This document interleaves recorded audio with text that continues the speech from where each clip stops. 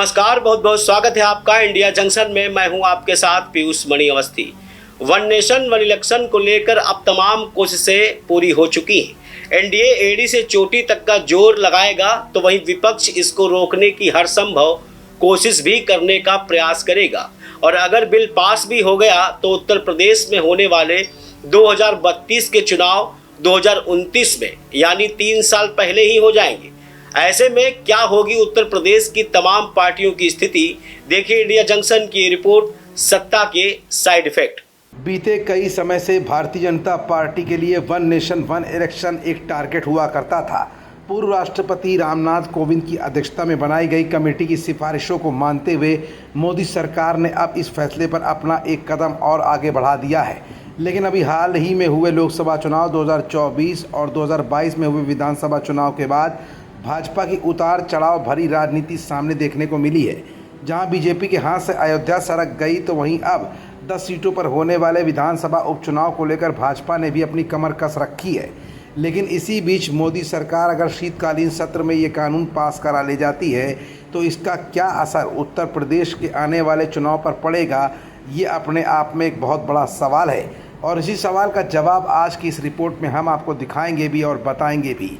दरअसल उत्तर प्रदेश में साल 2027 में विधानसभा चुनाव प्रस्तावित है। इससे पहले साल 2022 में इलेक्शन हुए थे और भारतीय जनता पार्टी ने अपनी सरकार बनाई थी।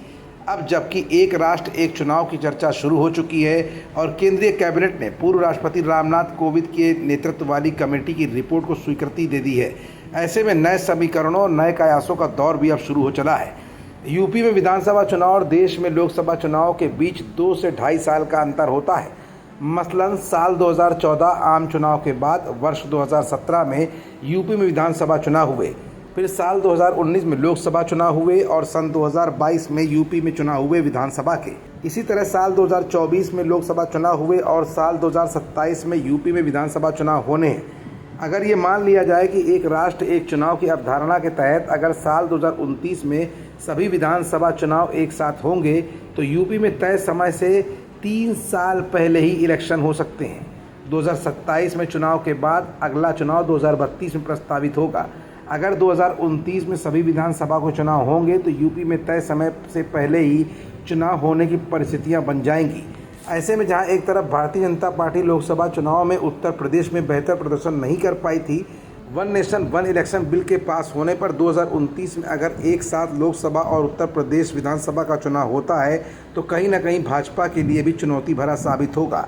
ऐसे में इंडिया गठबंधन के घटक दल समाजवादी पार्टी की बढ़ती हुई ताकत और अखिलेश के 37 सांसद मजबूती के साथ इंडिया गठबंधन को आगे बढ़ाने का काम भी करते हुए दिखाई देंगे, क्योंकि माना जा रहा था कि योगी आदित्यनाथ की अगुवाई में लोकसभा चुनाव 2024 में कोई खास प्रदर्शन न कर पाने वाली बीजेपी को अब नई चुनौतियों का सामना भी करना पड़ रहा है।